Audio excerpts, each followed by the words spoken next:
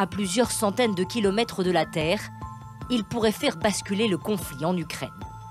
En un mois, les satellites Starlink du milliardaire américain Elon Musk sont devenus un redoutable atout des Ukrainiens. Fin février, le vice-premier ministre ukrainien interpelle directement Elon Musk sur Twitter.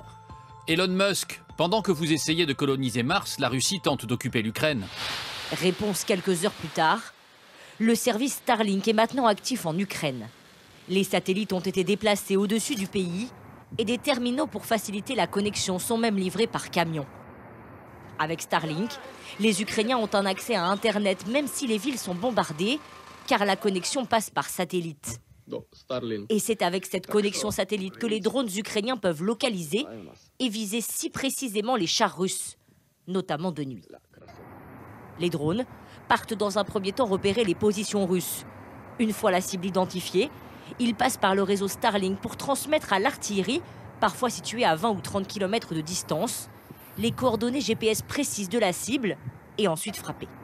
De quoi éviter les dommages collatéraux, mais aussi occasionner de lourdes pertes aux Russes, selon les spécialistes.